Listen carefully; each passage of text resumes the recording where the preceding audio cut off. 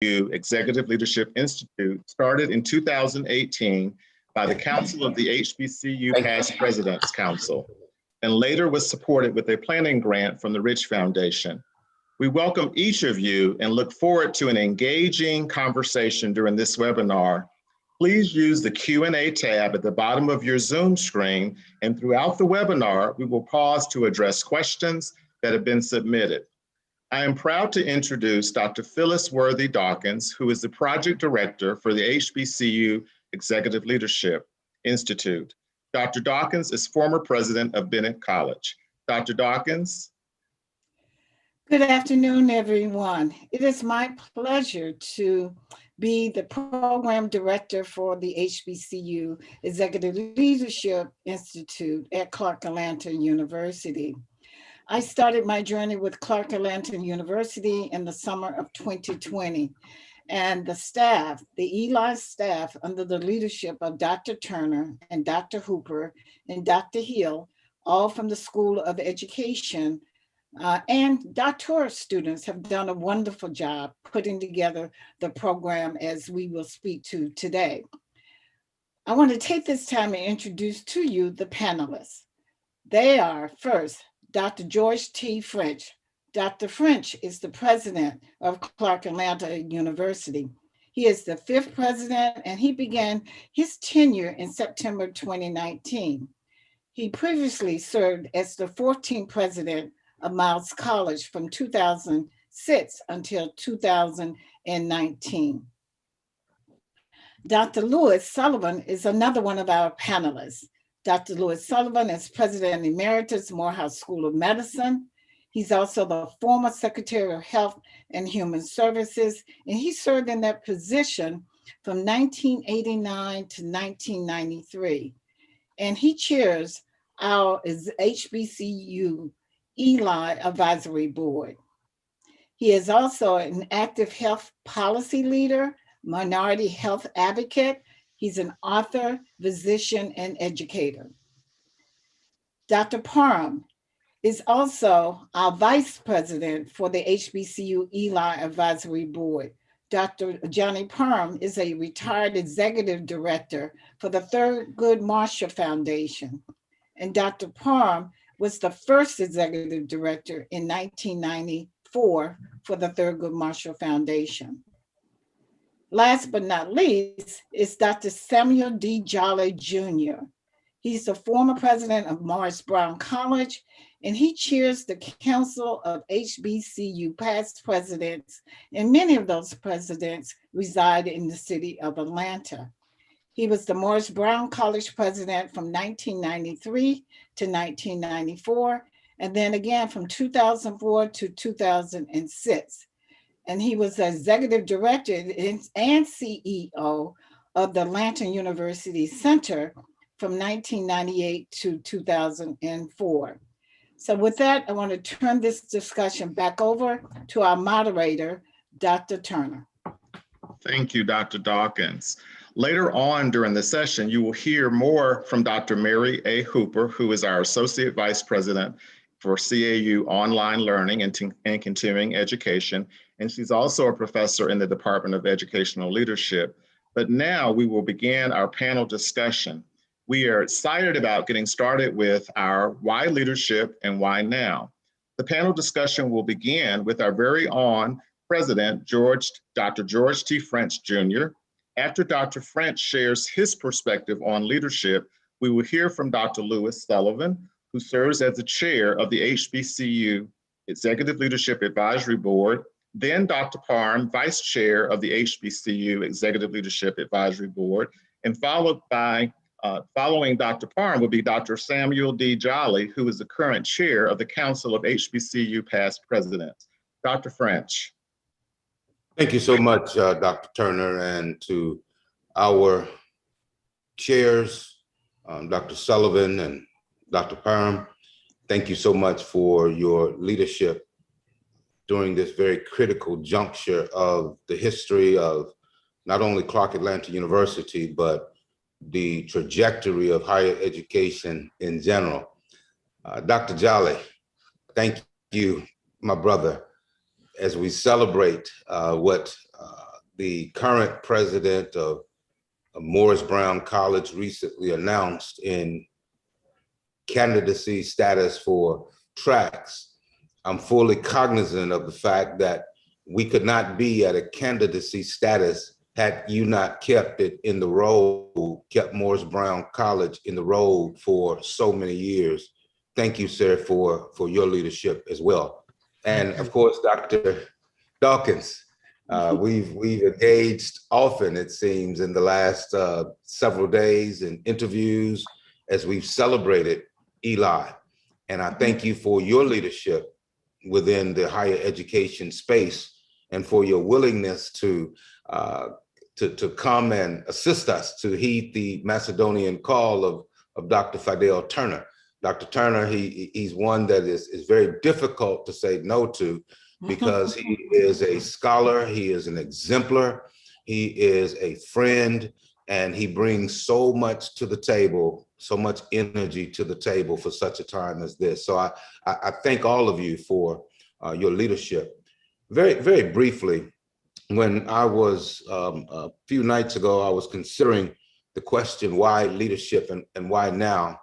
And my mind went back to an experience I had while visiting Atlanta.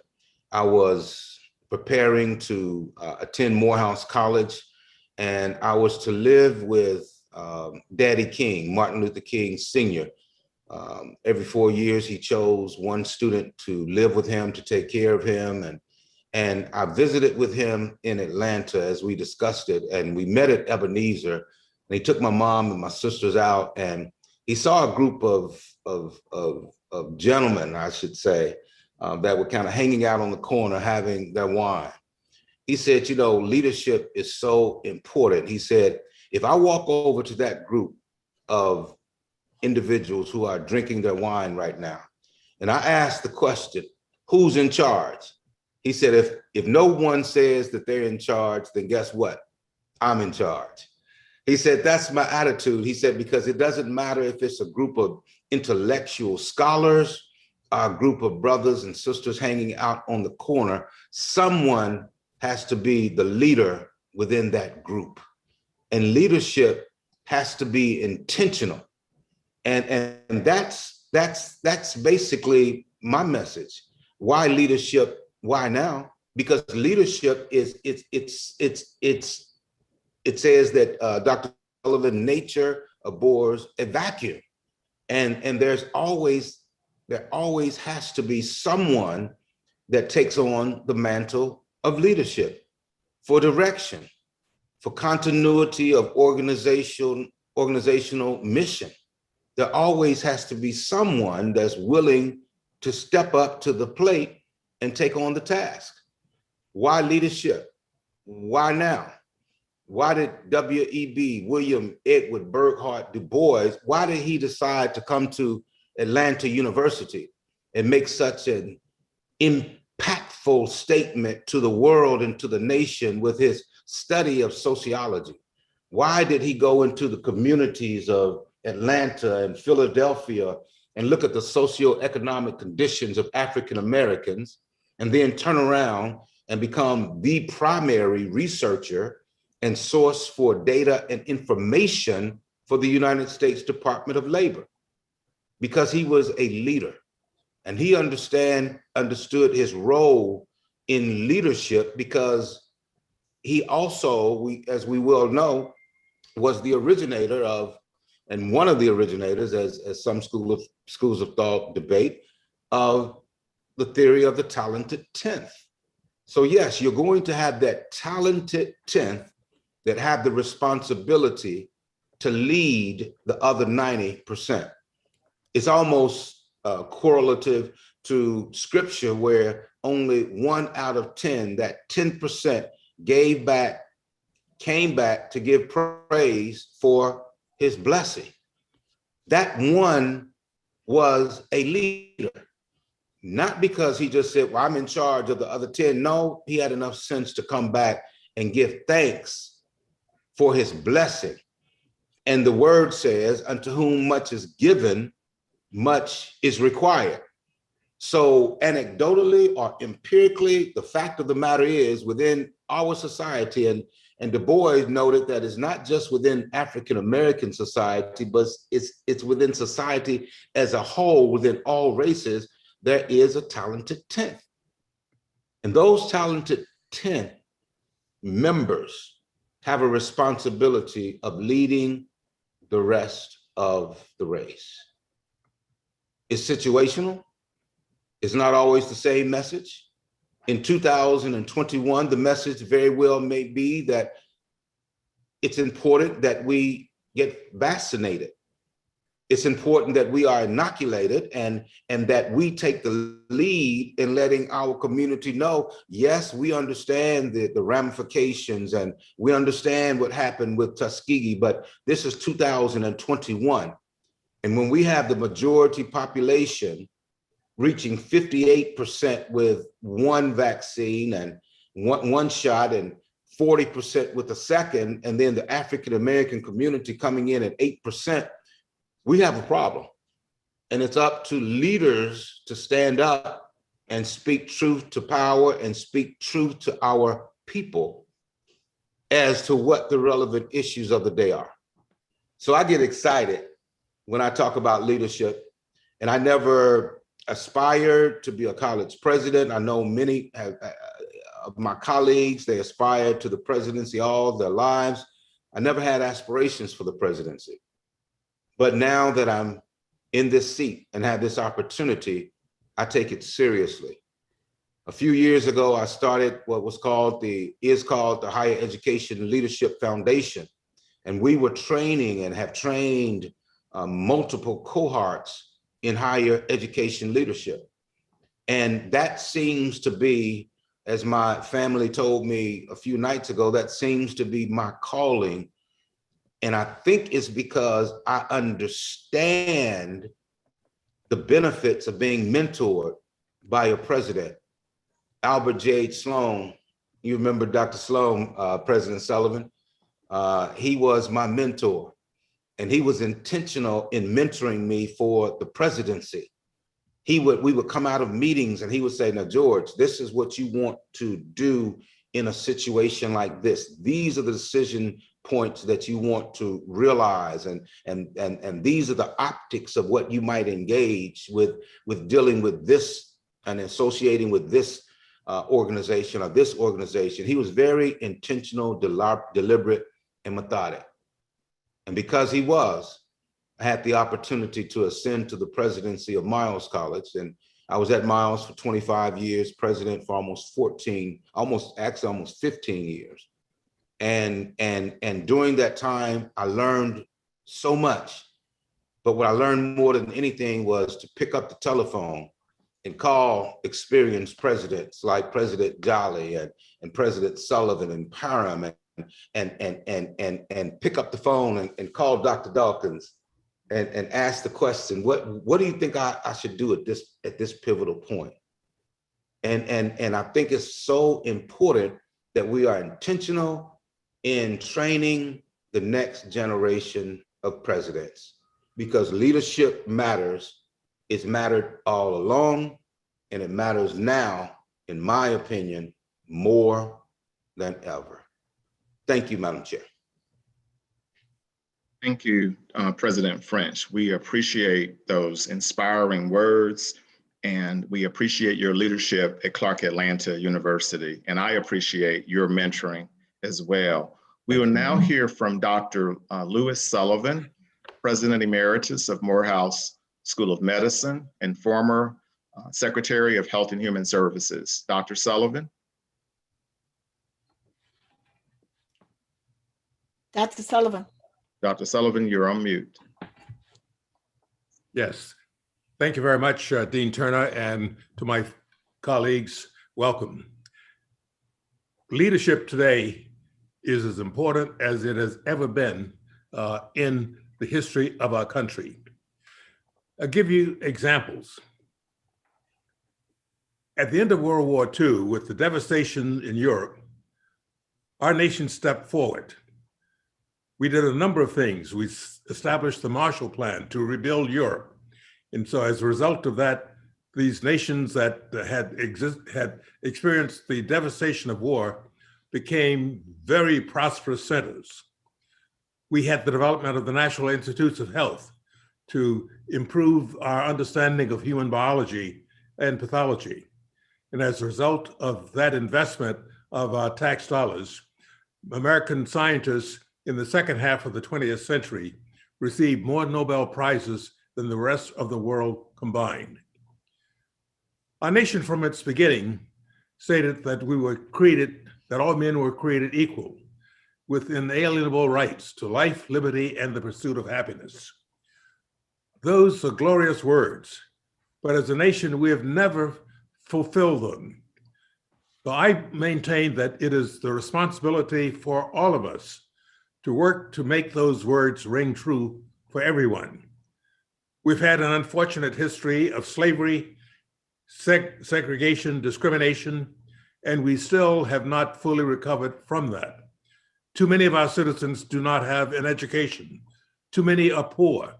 Too many do not know the proper way to live their lives so that they can be productive citizens.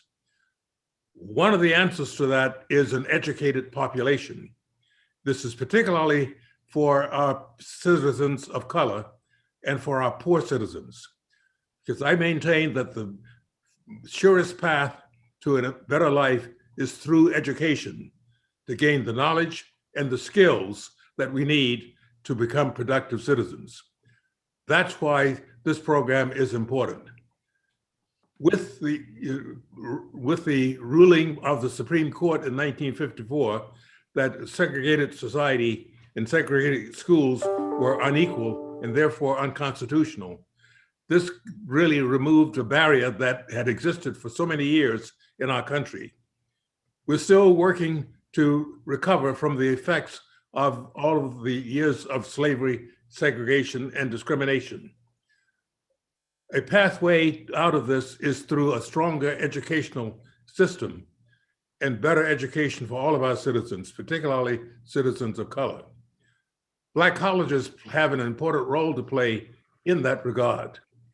Our young people need to have an environment that not only provides an education for them with the knowledge that they need, but also the wisdom to develop their personalities, their interrelations with their fellow man, so that they can be most productive individuals in their community. We need leaders for our colleges. And as the COVID pandemic has shown, the effects of segregation and poverty have had a disproportionate impact upon the Black community, as well as the Native American community and the Latino community. So we need leaders for our Black colleges to help educate our citizens so that they can become fully empowered and knowledgeable and productive citizens. That's why leadership is needed. That's why it is needed now. The opportunity and the challenges before us are great. We can be most productive and beneficial to our country by strengthening our educational system. Certainly our college and universities need to be strengthened, but also our K through 12 public school systems need to be strengthened as well, so that young people from the earliest times in their lives can aspire to become doctors, engineers, physicists, social workers, or whatever they wish to become. If we educate our citizens so that they will be productive, this will strengthen our society, both in terms of our relations as well as our economy. That is the important role that the presidents of colleges and certainly Black colleges play. So those of you who aspire to become college presidents have many challenges and opportunities before you. In me working to meet those challenges, you will contribute much to our society and you will have a fulfilled, productive life. We welcome those of you who aspire to become presidents or other leaders in higher education. We want to support you and help you so that you can in turn help our country and our fellow citizens. We welcome all of you. Thank you. Thank you, Dr. Sullivan, and thank you for your leadership of the ELI Advisory Board. We certainly appreciate your guidance, your mentorship, and your insight as we have worked over the past 3 years to develop the Executive Leadership Institute. So thank you, Dr. Sullivan. We will now hear from Dr. Johnny Parham, who is a fellow alumnus of Clark Atlanta University and former president of the Thurgood Marshall Foundation. Dr. Parham. Thank you. I'd like to provide some background on how we became the Executive Leadership Institute. The late Dr. Samuel Du Bois Cook, who was president of Dillard University, and Dr. Thomas Cole, the first president of Clark Atlanta University, dear friends of mine, and we for years spoke about the need to look at their combined excellence in leading historically Black colleges and universities. And I many times wondered, how can there be a kind of template put in place for future leaders of HBCUs who can benefit from their experiences along with those experiences of their colleagues? Well, eventually, Dr. Sullivan and I began to discuss this need, and we put together a kind of concept paper that we kind of shared with many people. One of those was Dr. Ronald Johnson, who was then president of Clark Atlanta University. And Dr. Johnson was quite attracted to the concept and immediately suggested that Clark Atlanta University would be the ideal venue for this program because of its excellent leadership and its education department.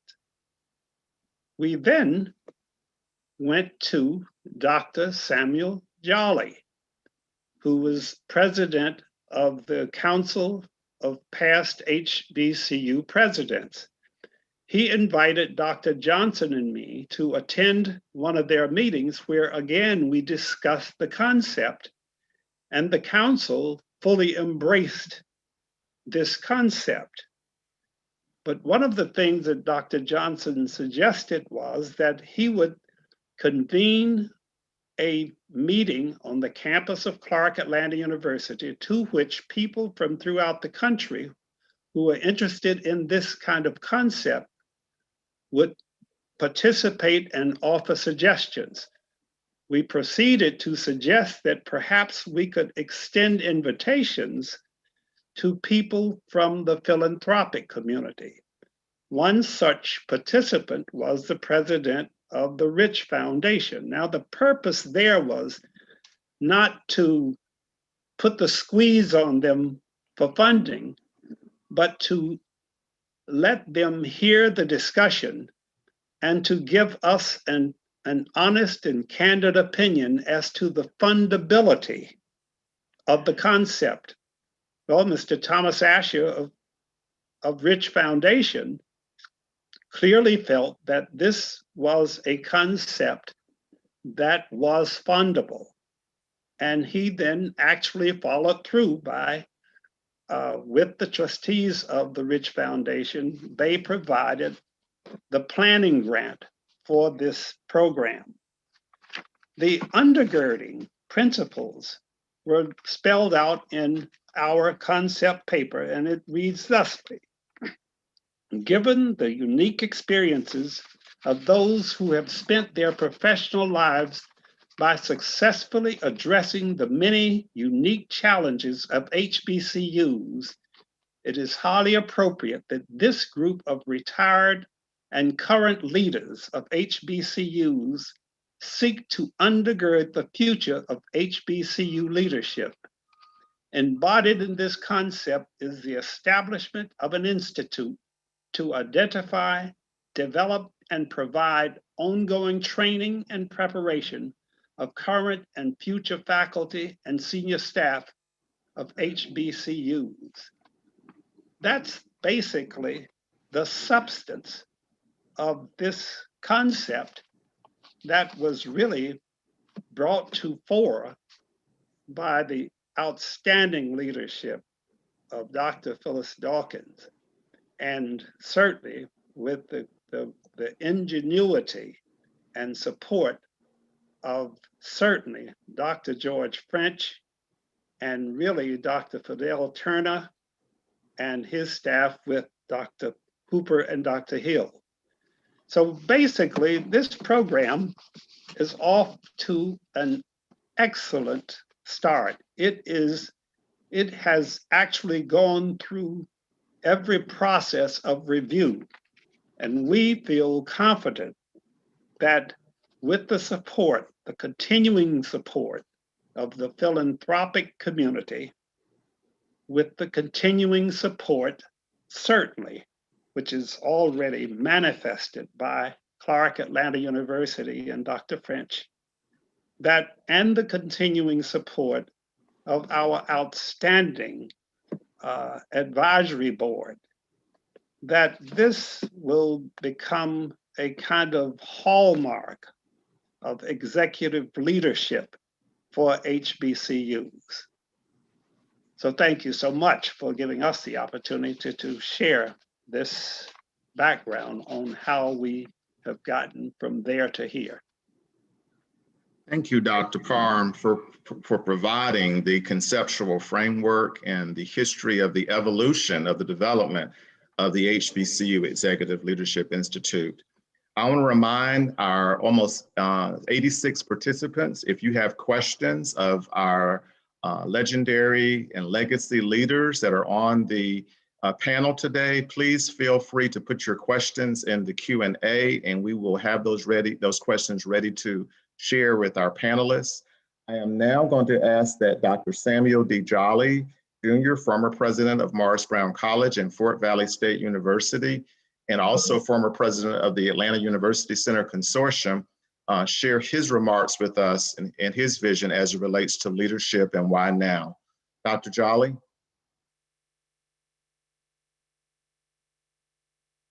Dr. Jolly, you're on mute. Okay.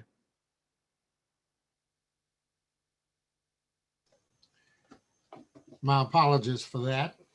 It's always sometimes negligent on my part to unmute myself so that I can be heard.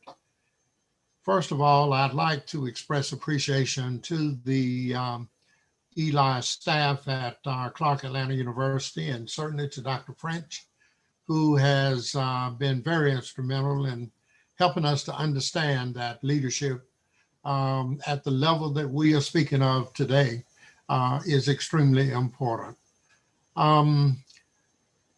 By the way, I did serve at Morris Brown College the first time around from 1993 to 1998.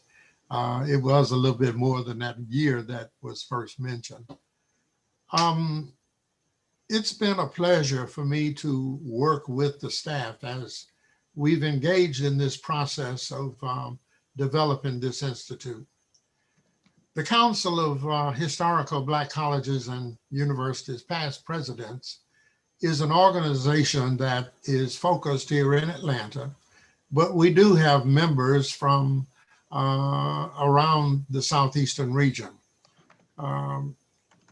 It's an organization that was created in 1973 by the National Association of organizations that are advocates for the historical Black colleges and universities at both the public and private level. And I'm speaking of NAFIO. I guess it was intended that there would be chapters of such presidents or past presidents all around the country. The only one that has continued to exist over the years is the chapter that is located here in Atlanta. We currently have 15 members of the council, and we meet on a bi-monthly basis, and the purpose of which is to just fellowship, to interact on issues that are important to the higher education community, and just simply to be of service if called on, to provide service if needed to any of the sitting presidents around the country. And this has been our primary mission. I guess it must have been in March of 2015 when I assumed the leadership of the council, following the death of our longtime leader, Dr. Bob Threet, who was one of my predecessors as president of Morris Brown College. As a matter of fact, he was the 12th president, and I was the 14th president at that time. We always came together and we always were concerned about what's going on to the institutions that were still in existence. I don't know, many of you will recognize the fact that the historical Black colleges and universities were created as a result of the aftermath of slavery, as it was mentioned. I think our first oldest HBCU was probably Cheney State in 1837, even though sometimes you may see listed that the institution in Pennsylvania, and sometimes these names do slip my memory, but that's an institution that was founded in 1854. And it is also, it's Langston of Pennsylvania, because sometimes I get them mixed up. There's Langston of Pennsylvania and Langston of Oklahoma. But anyway, Langston of Pennsylvania was founded in 1854. And then subsequent to that, a number of HBCUs were founded through religious organizations such as the AME Church in the case of Morris Brown, and CME Church or the United Methodist Church such as Clark Atlanta University, the Baptist churches for Spelman, Morehouse, and so forth and so on. This council in March of 2015 started discussing additional ways that we could make ourselves known to the public and how we could share the experiences that we had gone through in our presidencies. As a matter of fact, the first real major project that we did was a project that was entitled The Politics of Success, an HBCU leadership paradigm, a monogram that was edited and that was coordinated by a team of HBCU members of our council led by Dr. Barbara Hatton. That was in 2012. Subsequent to that, we had the chairman of the board of trustees of Miles College, Dr. French. As a matter of fact, Bishop Teresa Snorton, who was chairman of your board, I guess, chairman of the board, back in 2000, I know at least in 2015, 2016, she was the chairman of the board. She was a guest of our council during one of our meetings, and it was she that put into our minds the question of how should the private institutions deal with the evaluation of their presidents. There was no real research involved in that category of leadership. And she wanted to know because there had not been a real strong methodology established or researched that would allow us to, as presidents, be evaluated by our boards of trustees. Now that's on the private sector. Did not apply to the public sector because that's a big difference about how the institutions on the private realm are organized and managed and governed as opposed to what happens on the public side. So we want you to be aware of the fact that this institute is certainly going to address not only the challenges that are faced by the private institutions and the leadership of those, but as well the public institutions, because the challenges that confront the public institutions are very similar in some aspects, but at the same time, they're very different in others.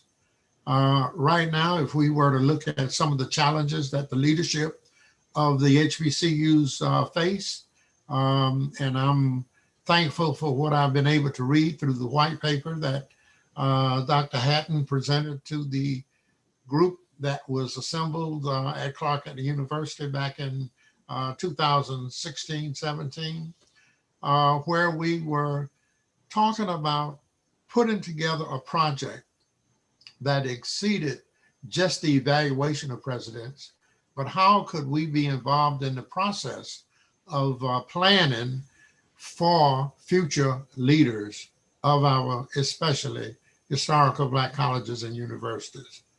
And so as a result of what came out of that first conversation with Bishop Snorton, and then the subsequent concept paper that Dr. Parham and Dr. Sullivan put together following a number of conversations among their peers, we began the process, especially I guess around 2018, of getting serious about how could we establish the ELI, the Executive Leadership Program or Institute that we are inviting all of you to be a part of.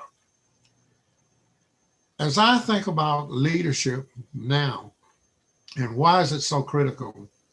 At one time, I think that the cadre of historical Black colleges and universities numbered around 125 to 135. My research tells me that today they are on 101. What has happened? Institutions that have not had the level and the strength of leadership that we feel will result from what will happen in this institute just did not occur as perhaps it should have. We had leaders who were assigned to the presidencies of our institutions who had no historical Black college or university experience. I mean, I can think of people who were in different professions that did not understand or did not even really know what the mission of the HBCU was all about. And so consequently, the governance piece of that caused us to lose a number of our institutions. I remember reading what even Bill Gates said about leadership. And he was talking about leadership in general. But he said that leadership is the ability to empower people or to empower others who are a part of your organization. And I think that's real critical, because I was involved in a visionary retreat maybe a month ago. And we started talking in that group, which dealt with economic development here in the city of Atlanta and the county of Fulton, of which I'm a member of. I heard them being asked, the participants in this institute, which was a visioning retreat. And each of us was asked to provide one word that would describe our own personal leadership styles. And we heard such things as empowering, empowerment. We heard transformational. We heard servant. All of these words attached as an adjective for leadership, transformational leadership, servant leadership, motivational leadership, again, empowering leadership. These were the various kinds of styles that this particular retreat involved us in. And I think that as I looked at what has been done by the Clark Atlanta program, it focuses a great deal on some of these issues. What are some of the challenges of leadership right now? Not only for our institutions, but institutions in general. Reduction in financial resources. The challenge for us retaining student enrollment, the culture of what goes on in our programs and on our campuses. While we were dealing with the issues of teaching and learning and research, we do more than that at HBCU. And so therefore we need leaders who will be able to engage in strategic planning and activities that would create the kind of student that we would want to exit from our programs. Yes, we want them to become doctors and lawyers and teachers and all other kinds of professionals that there are. But we also want them to be fully developed as individuals. And I think that's part of the culture that exists at our institutions. We're small in most instances, and therefore the relationship building that exists between the professors and the administration and the staff and the students of those institutions need a special kind of leader. And that's what we're talking about. I know that it's important. Why now? Because again, the resources that we had from a financial perspective are being shared with MSIs, minority serving institutions, where once all of the funds that came out of, let's just say, the Department of Education used to come to the HBCU campus. Now it has to be split, not with the HBCUs only, but with the MSIs as well. We still have the problem of retention at some of our institutions, and consequently we need to have leaders who understand the mechanism for putting together teams that are going to address challenges such as these. The Council of HBCU past presidents now consists of about 15 of us, as I may have said. But we are very passionate about this program. We are so passionate because we know that the survival of our historical Black colleges and universities are very much dependent upon the caliber, I should say, of leaders that are chosen to head our institutions. And that's going to be critical.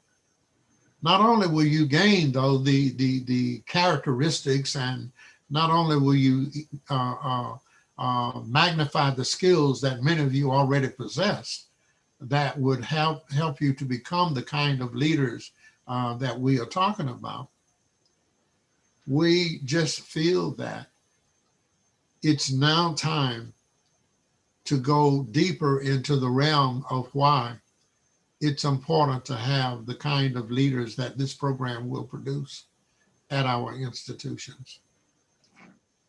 I think that it's important for all leaders nowadays to understand that a leader is not one who must always be the decision maker within the environment. It's critical that we understand that this is a team process. There must be relationship building between not only the chief executive officer, but the members of his or her team. Team, transformational, effective, exhibiting accountability for what goes on, motivating those around you to make sure that what happens to the extent that it addresses all aspects of the mission of our institutions. The issues of social justice, the issue of racism, the issue of being able to create stronger partnerships with our institutions so that we are involved in the process of addressing some of these challenges that not only do our institutions have to react to, but what society in general must react to. Why now do we need these kinds of leaders? We want our colleges to survive. When you look at the statistical data that address the production of graduates from institutions around this country, we find that maybe 80%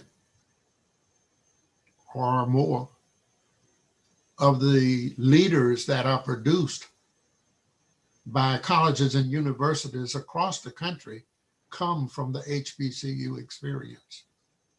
And that's critical.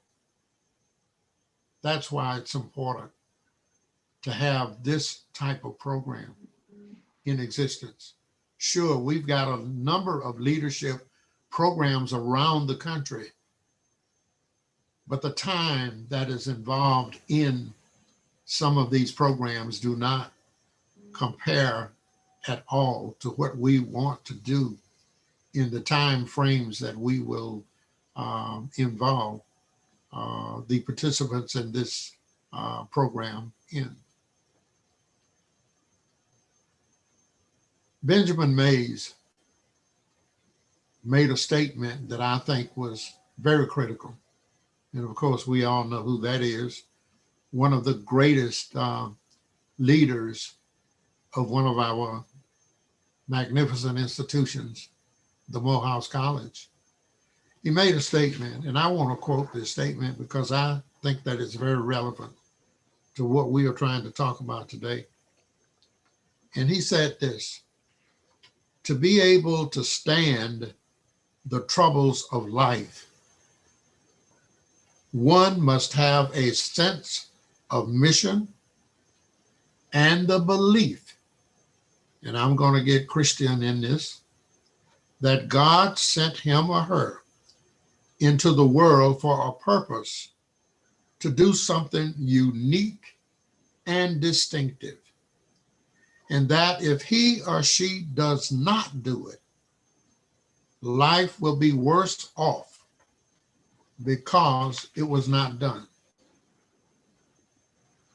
I've read that so many times and I've applied it to my own personal life because as a kid who came out of the projects of Savannah, Georgia, project called Yamicraw Village back in the day. That's where I grew up. That's where I was reared. And for that little boy to make it through life and to reach and to participate and to have the kind of opportunities that I had to eventually become the president of one of our historical Black colleges, to be in the midst of a council of presidents that lead institutions that make up a consortium that is greater and larger than anything in this world as it relates to our individual people. It amazes me. And I say that, yes, we need leaders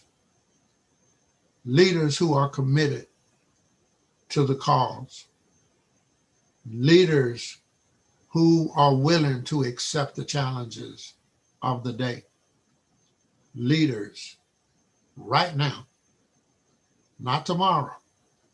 Can't depend on those who were there in the past, but those who will be coming to follow Dr. French, for example, or to follow Dr. Mays, those persons who have the intentional fortitude to want to make sure that our historical Black colleges and universities do survive as we go forward.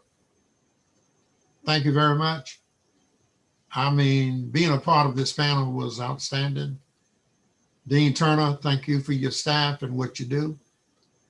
And know that the Council of Historical Black Colleges and Universities, past presidents stationed here in Atlanta, have your back. Thank you. Thank you so much, Dr. Jolly, and we appreciate those words of inspiration and encouragement. And as the Dean of the School of Education, the council under your leadership has walked very closely with us. And as you said, we've been very intentional in terms of our outreach and our communication and our listening ear to those of you who have served as presidents, successfully served as presidents of HBCUs. So we thank you. We thank each of you, each member of the panel, for your contributions today. We do have a few questions in the chat, and so I'm going to share some of these questions, and any member of the panel, including you, Dr. Dawkins, can respond to a few of these questions. And we have a question from Dr. Terrence Robinson, and he says, as many PWIs and other institutions of higher education, i.e. community colleges, have begun to seek executive leaders that do not have a traditional higher education career profile, will the ELI also seek out candidates with diverse backgrounds? I'll respond to that. We are looking for people who are competent in a broad array of issues. We're looking for leadership, and it doesn't come in one variety. So we're looking for people who are committed, who have academics training, who have administrative skills, who have great interpersonal skills, and who have vision, integrity, and commitment. Once we have an individual who has that set of qualities, what he or she needs to be a successful president is what this institute is all about. And I would say that everyone who's been a president knows that being a president is a period of lifelong learning. You never have all of the information you would like to have. You never have all of the resources you would like to have, but you have the skills to take the resources and the information that you do have and come up with a solution to the challenge that is confronting you.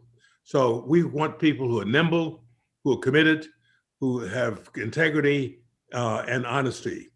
And if we are successful there, they will be good presidents. Thank you, Dr. Sullivan. Would any other member of the panel like to respond to that question? If not, I will move on to the next question. We have a question from one of our alum of Clark Atlanta University, a recent alum. I believe she's at Cornell University now. Dr. Clarissa Sparks is asking, and she states, HBCUs are steeped in tradition. Will the program yield towards more innovation and progressive views, i.e. representation with women in leadership roles? Any member of the panel would like to respond to that question or comment? Well, I might speak again, if I might. Morehouse School of Medicine, founded in 1975, one of two Black medical schools founded in the 20th century, has a student body of 100 students per class. 2/3 of those students are women. I would expect that the other institutions among the HBCU community also have significant numbers of women. And certainly I see these institutions as ones of opportunity and empowering. We want to train individuals who have the desire and the commitment to develop a better world. That comes in both male and female components. So we're looking for leadership. So I would anticipate we would find these institutions would be open to providing the kind of environment to nurture young minds and to help them become leaders, whether they are male, female, and whether they are poor or rich. If they have the interest, the commitment, and the discipline, we want those individuals because they can be good presidents. I would also say that While the program doesn't specifically focuses on women as leaders, all the 13 competencies that we will share will prepare people from different backgrounds to deliver the competencies that we are offering, and also to participate in the program. Over 50% of the presenters in the program are women. And so that should provide you some context of the training that's before you. Thank you, Dr. Dawkins and Dr. Sullivan. We have another question. I think we have time for a few more questions. And the question is from Mr. Barkus Jackson, and he's asking, will HBCU college boards and current executive leaders be acceptable to this type of development program? And Dr. Turner, if I could, I would like to opine on that. And I would like to opine from the perspective that this program is widely, the receptivity that we've received so far would indicate that boards understand the need for more training of executive leaders, and that executive leaders would cherish the opportunity. Some years ago, I worked with Fred Humphreys and Art Thomas and others through the Nafio Kellogg Presidential Fellowship Program. And that gave us the opportunity to have classroom instruction, very similar to what we are providing, as well as being mentored by particular college and university presidents. The program had a waiting list when it was in its heyday, and the leadership programs that I've seen in this country, they continue to have waiting lists because people understand the benefits of a program like this. And again, as Dr. Dawkins noted, the competency base of this program makes us very unique. So I think that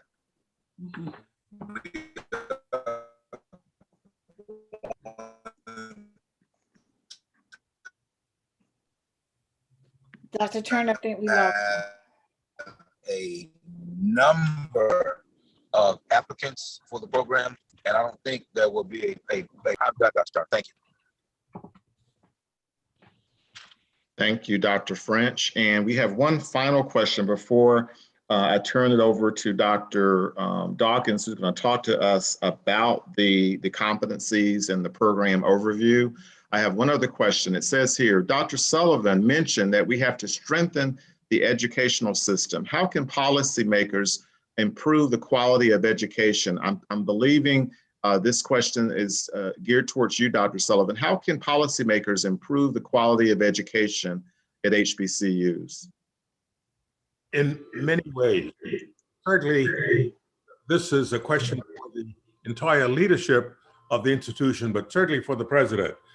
One of the first qualifications for being a president is ability to secure the resources that are needed for the institution, whether those resources are money, faculty, facilities, et cetera. So one does that by being very clear about the mission of the institution and the need that institution will fulfill, and the ability to translate those needs into language that funders will respond to, whether the funders are in the public sector, as in local, or state, or federal government, or in the private sector, foundations, individuals, corporations. We need to have the story that people will see that resources that they are being asked to devote will be used effectively with the good outcomes. Everyone who has resources to give wants to be sure that those resources will be used effectively.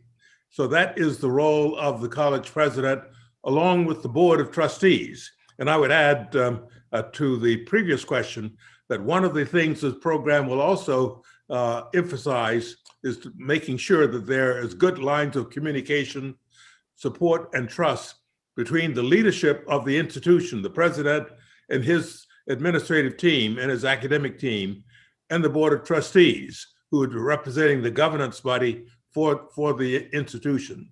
So by having a clear mission, communicating it effectively, showing the good outcomes that'll come from having the resources that are needed, that is what the president is leading with his team or her team.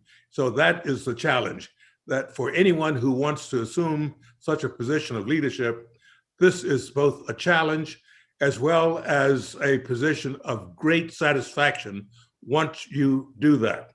I say that from a personal perspective because in the early 1970s, people thought the idea of a medical school here in the Atlanta University Center was unachievable.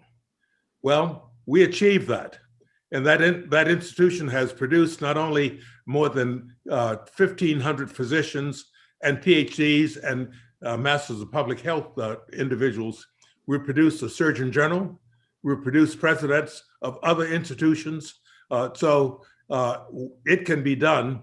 And in our advisory board, we have individuals who provided such leadership. So that is what this program is intended to do.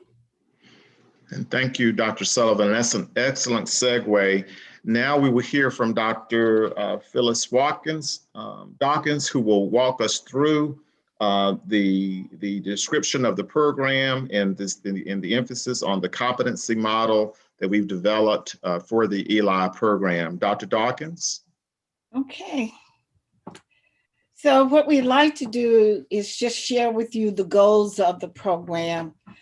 Basically, we have two overall goals. Number one is to prepare you for the development of becoming an HBCU president and thereby increase the number of people that are qualified to serve as an HBCU president.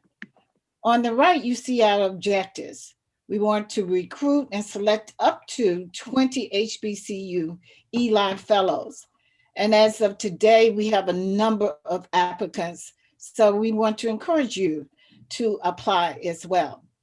And the second objective is to teach you a set of skills that will allow you to demonstrate competencies in the areas addressed through our model. And then the third one is to focus on providing you with some micro credentials. For the 13 competencies, each year we will develop at least 2 micro credentials. And if you are a participant in the Inaugural program, you can also come back and gain credentials as we roll them out each year. And then you will become a member of the Fellow Alumni Network. That network consists of current and past fellows in the program.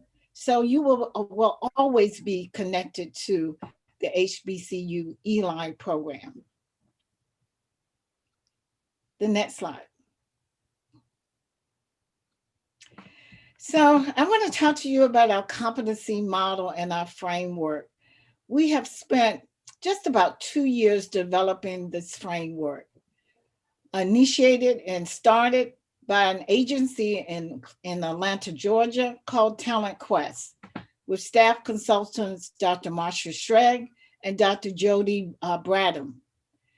Also in-house, our applied research team, Dr. Barbara Hill from the Department of Educational Leadership, and she's the coordinator of this group. And then Dr. Mary Hooper, our AVP for online learning and continuing education, and Dr. Turner and myself. Next slide, please. And so we went through a strenuous process. We interviewed 10 current and past presidents. Based on those interviews, we sent out a survey to the advisory board members, consisting of 12 to 14 members, and the Council of Past Presidents, consisting of about 14 members as well. And then we also reviewed the literature. We reviewed the leadership competency-based literature. And then what we did was, once we came up with initially about 15 to 16 competencies, we went through the process of validating those competencies. We align those competencies with the vision of the program. We compare those competencies with existing higher education leadership programs. And then we survey the groups, as I mentioned before. And then along with that, we developed some rubrics that will help us with our 360-degree assessment component. Next. So here are 13 competencies. These, they are ranked from 1 to about 10, and some of them have double of the same ranks, 2 1s to 2 2s, because that was the way they were ranked. So they are under 6 categories. Looking at on the left, you see our core competencies, and these are competencies that all leaders in higher education should possess. Looking at social impact, cultivates relationships and networks, and then communicates for influence.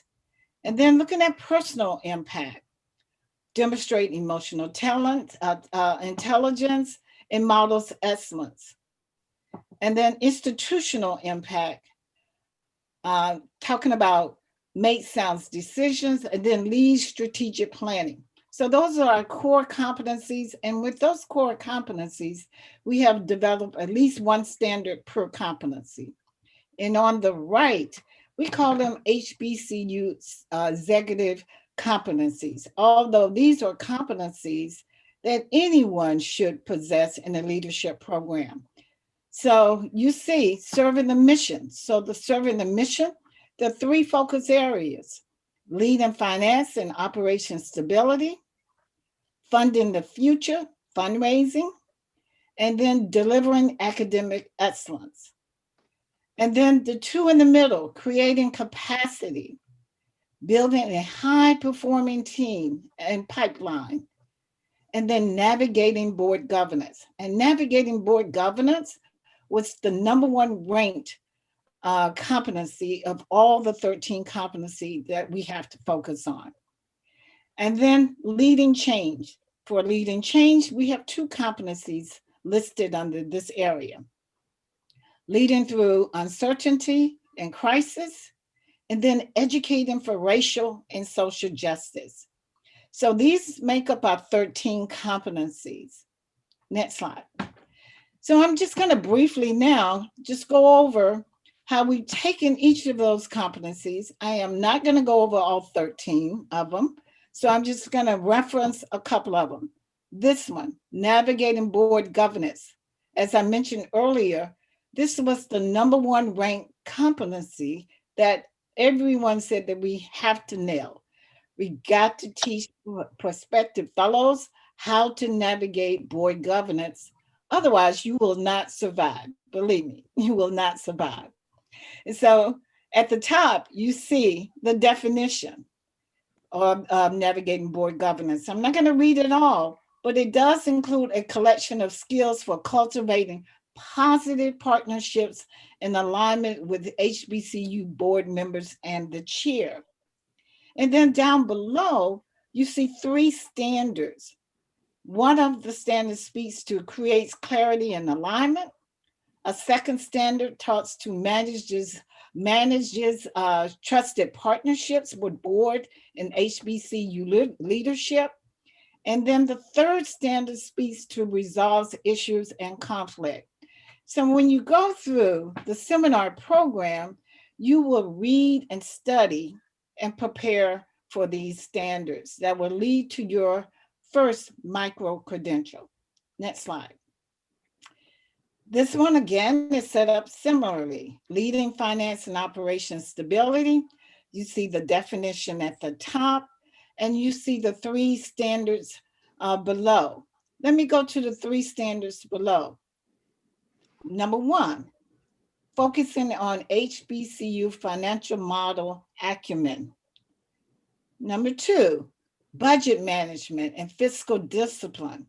And #3, operations and accreditation leadership. Accreditation leadership is huge, it's big. You really need to know accreditation standards as it relates to financial stability. So this is the competency on leading finance and operation stability. Next slide.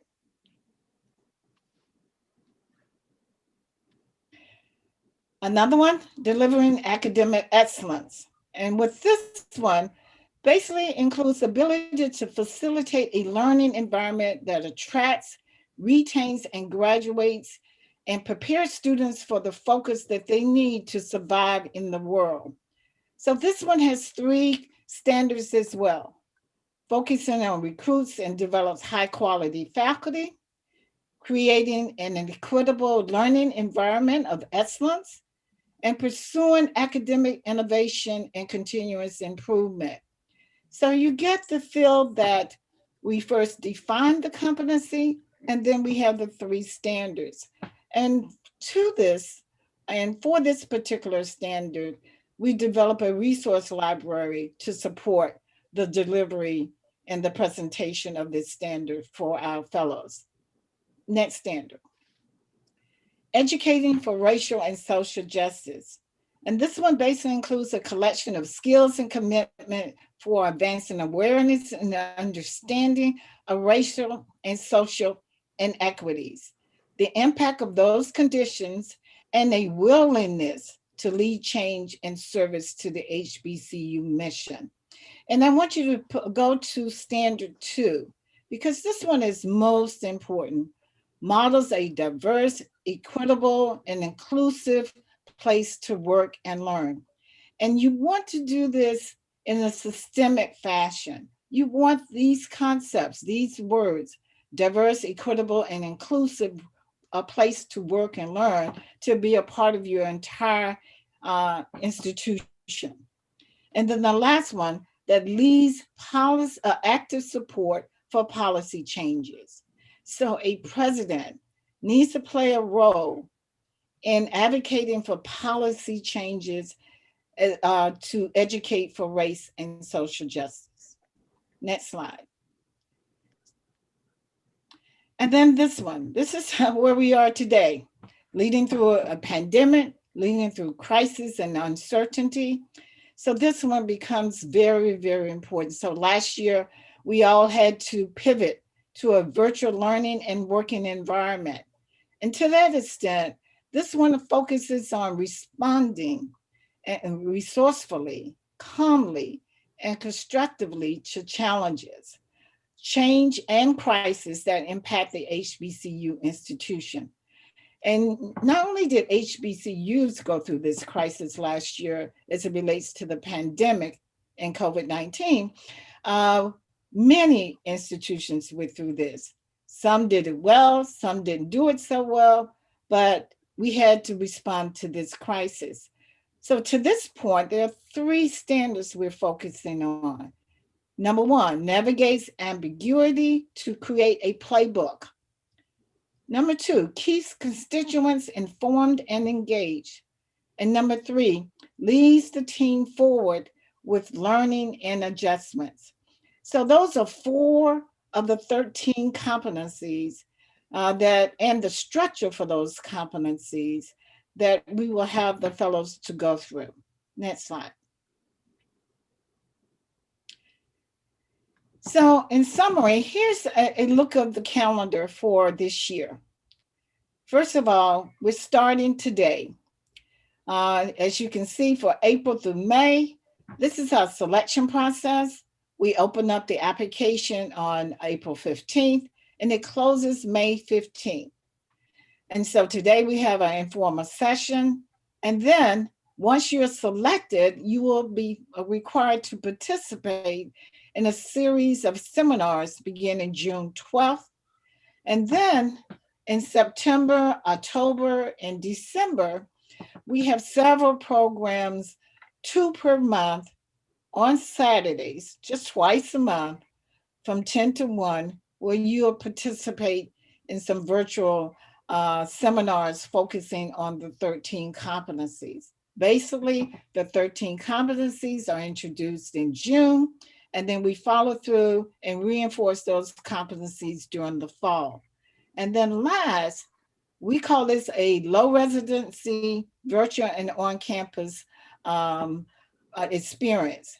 Then in December, we want you to experience being on the AUC campus.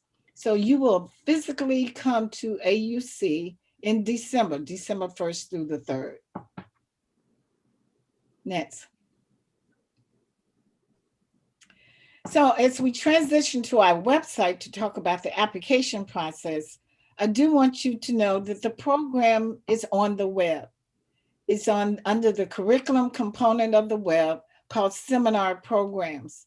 When you go through that list of programs and you see the list of presenters, I want you to realize that there are 38 presenters, presidents or chancellors, current and former, public and private, males and females, and cabinet and corporate executives that are participating to ensure that the 20 fellows are prepared to deliver the 13 competencies.